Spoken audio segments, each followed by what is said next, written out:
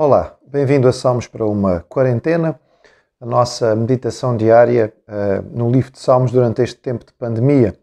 Nós estamos no Salmo 59 hoje. O Salmo 59 é um salmo daqueles salmos de Davi, o qual nos é dado o contexto específico. No cabeçalho do Salmo 59, o irmão provavelmente pode encontrar a descrição de que este salmo é um salmo para o contexto da realidade em que Davi está cercado e perseguido por Saul. Portanto, é um contexto muito específico que encontramos no livro de 1 Samuel, capítulo 19, em que após uma tentativa de morte, Saul tenta matar Davi. Davi foge para casa, dentro da região que seria, digamos, a capital da época, o local onde estava a residência de Saul e depois de todas as outras pessoas da corte, os nobres, e no caso também Davi, casado com Mical, filha de Saul.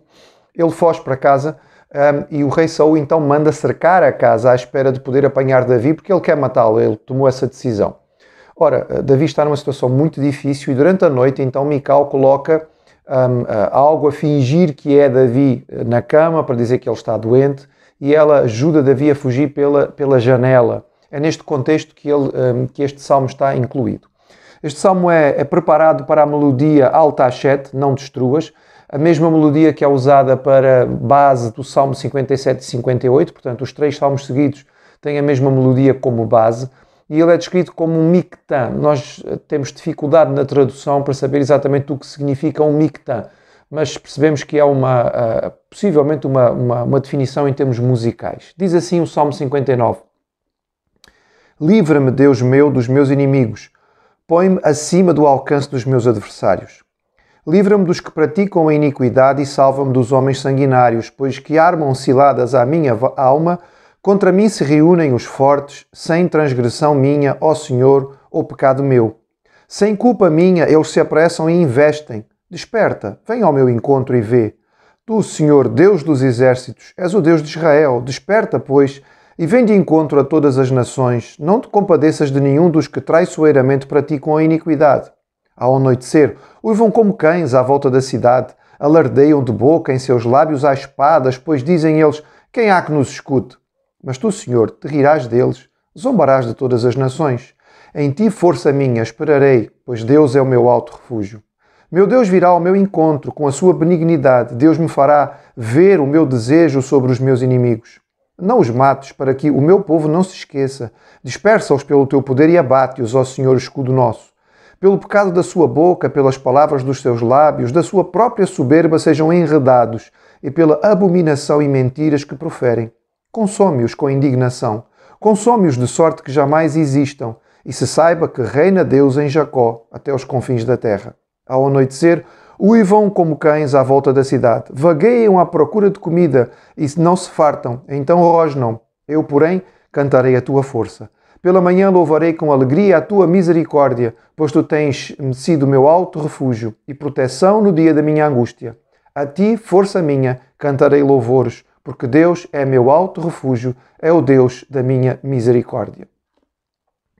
O salmo começa com um clamor, de acordo com a circunstância, que é uma circunstância muito difícil. Portanto, Davi clama, ele pede ao Senhor livramento, porque ele reconhece que ele não tem condições, precisa que Deus o coloque numa posição superior à que ele está.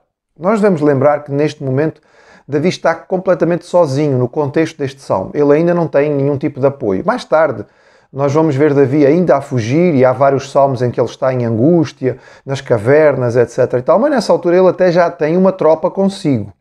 Neste momento não há ninguém com ele está de facto sozinho, é só ele.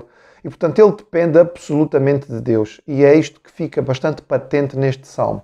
Talvez um versículo-chave seja o versículo 9, em que ele diz, em ti força minha esperarei, pois Deus é meu alto refúgio. É uma linguagem característica de Davi, usada em vários salmos, mas que fica realçada aqui neste sentido de que ele reconhece que não tendo absolutamente nenhum tipo de apoio, ele depende exclusivamente da força do Senhor. E, portanto, ele está alegre, ele está confiante, ele tem a certeza, apesar de todas as dificuldades, que o Senhor vai estar com ele. Mas, é claro, ele continua a clamar.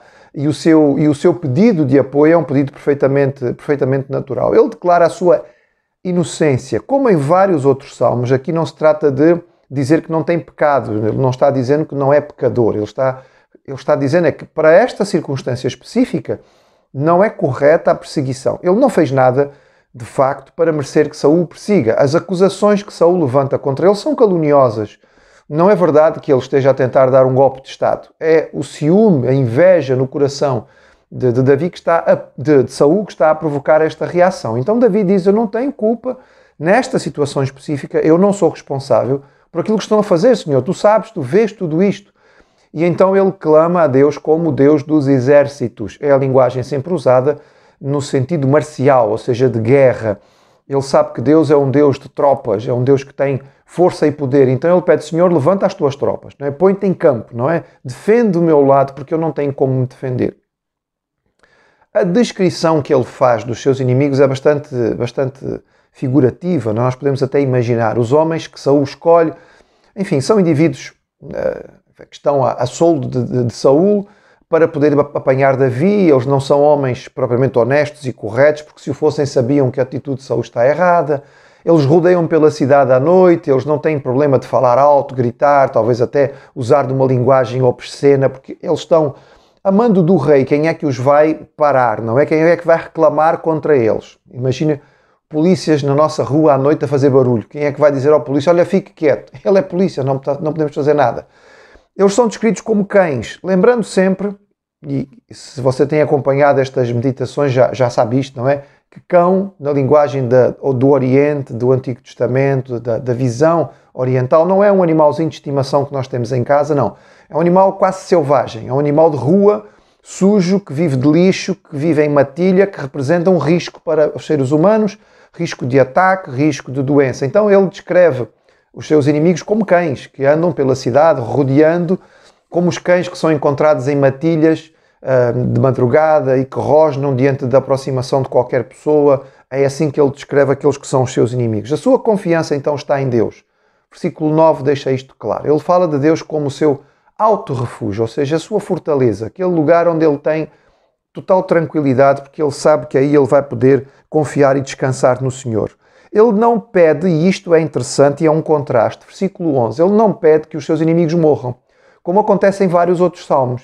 Aqui ele especificamente diz que eles não morram, ou seja, que eles fiquem vivos, que eles sofram as consequências do seu mal, para que o povo todo saiba que afinal eu estava inocente, e também para que saibam que Deus existe e que Deus faz justiça. Portanto, Davi pede aqui que Deus possa exercer a sua justiça, não eliminando os seus inimigos, mas corrigindo o erro, e ao estabelecer esta justiça, o justifica ele como inocente e prova a todos que Deus não está de olhos fechados, mas que há um Deus sobre a terra. Os versículos finais, como muitas vezes acontece nestes salmos, são versículos de muita confiança antes de obter resposta. Ele diz que vai louvar a Deus, que vai exaltar ao Senhor, mesmo antes de ter tido uma resposta. Mais um salmo que nos serve de consolo no meio de grandes dificuldades. Muitas vezes nós enfrentaremos situações que nós vamos dizer, bem, nós não temos como resolver isto está acima da minha capacidade, logo eu preciso que Deus ponha a sua mão aqui, eu dependo do Senhor para isto poder ser resolvido. Então nós clamamos a Deus e lembramos, como Davi, que Ele é o nosso alto refúgio. Quando nós não temos nenhum tipo de apoio, ou mesmo quando achamos que temos, nós devemos correr ao Senhor, porque o Senhor é o nosso Deus. Ele é aquele em quem nós temos plena confiança. Que seja Ele o nosso refúgio todos os dias e que no início deste novo dia nós também possamos pensar desta maneira e encontrar no Senhor o nosso alto refúgio.